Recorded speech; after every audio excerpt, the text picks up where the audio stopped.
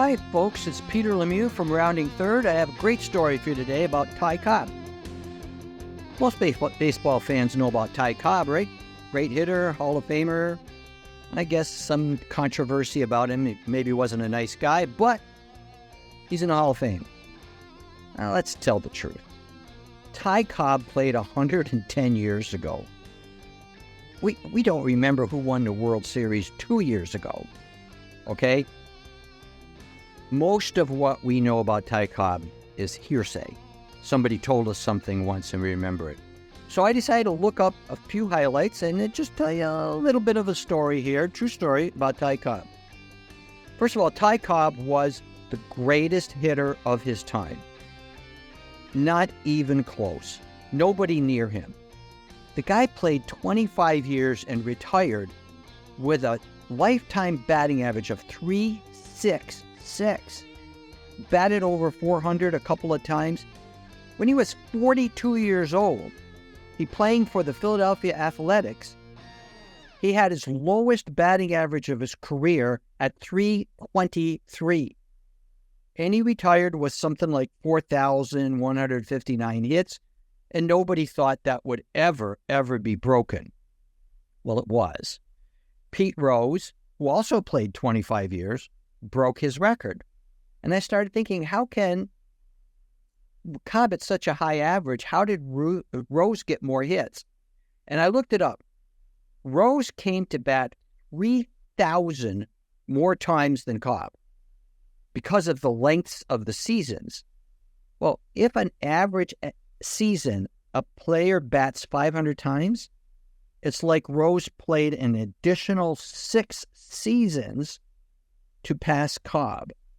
Now, you can't do this, but imagine if Cobb got another 6 seasons, Rose would have never have touched him. But you can't do that.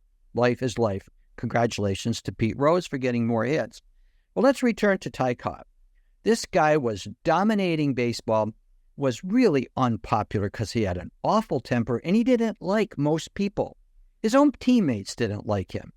There's a story about he used to sharpen his cleats, so when he slid into a base, he could cut the legs of the baseman covering the bag. This guy was, let's say, a loner. He didn't have friends, but he could play the game. Something happened that really got him angry.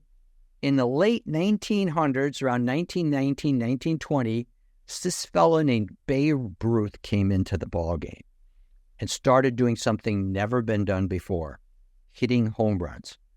Babe Ruth hit more home runs in many seasons. Babe Ruth had more home runs than whole teams in the league.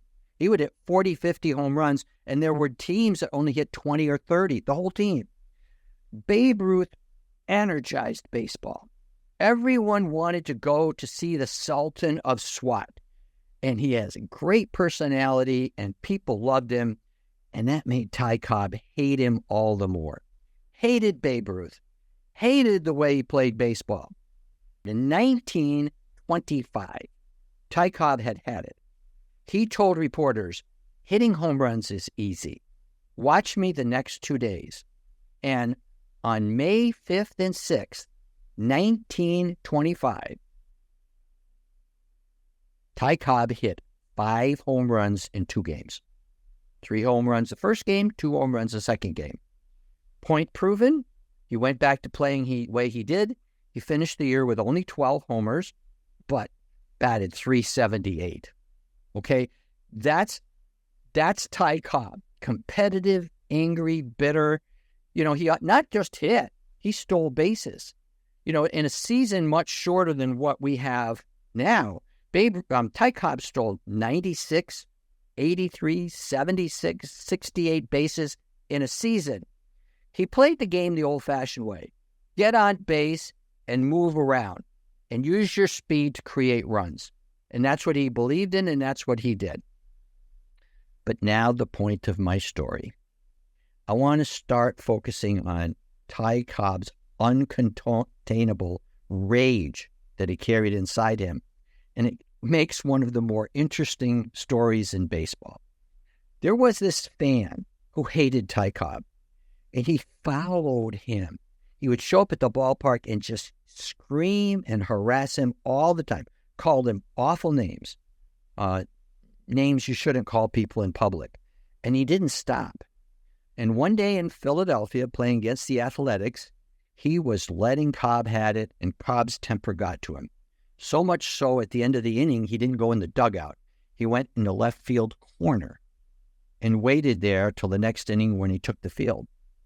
Well, the guy, his name was Claude Lukert, didn't let up, and Ty Cobb could not control his temper. He charged into the stands and started wailing on Claude Lukert, beating him mercilessly. And a fan yelled out, "He has no hands." Claude Lukert was disabled. He had no hands. He couldn't defend himself. And Cobb didn't care. He was going to take the guy's life if he could. It took policemen to take Ty Cobb out of the stands. He obviously got kicked out of the game. And that evening, the commissioner of baseball suspended Ty Cobb from baseball. Whoa. The best hitter of time, maybe Babe Ruth, but Ty Cobb out of baseball. His whole team signed a letter saying they would not play without Ty Cobb. Interestingly enough, it wasn't because they liked him. It was because their statement was, if the fans are going to come after us and the police won't do anything about the fans, we have to have a right to defend ourselves. That was their stance. So when the next day came for a ball game, there were no Tigers. The owner of the Athletics did not want to give up a day's revenue. So he went into the stands and he picked people from the stands to play for the Tigers. These are guys who just came to the ballpark. And here's where my story gets, I think, interesting. One of the fans was a fellow by the name of Alan Travers. You can look him up. Alan Travers was a college student. He was just going to a ball game. In fact, he was studying in a Catholic seminary to become a priest. And they told him, "You're the pitcher." And he pitched the whole game. Oh, by the way, final score, Philadelphia 24, Detroit 2. Alan Travers pitched 8 innings. He gave up 26 runs. 14 were earned because his team made 7 errors. 26 hits and 7 walks. I have no idea what that whip is, but it's got to be the world's worst. But Alan Travers left the ballpark. I'm sure they paid him a little bit of money, maybe $20, who knows.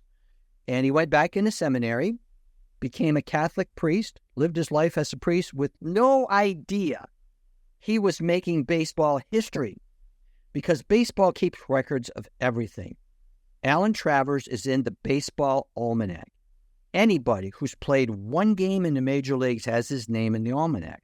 But Alan Travers is in there as perhaps the worst pitcher ever. All he was doing was going to a ball game, and now we see his name and history has moved him ahead. So this story, interesting as it is, doesn't happen without the uncontrollable anger of a great baseball player, Ty Cobb, and the craziness of baseball that would allow the owner of the home team to pick the players for the visiting team. After the day was over, the Tigers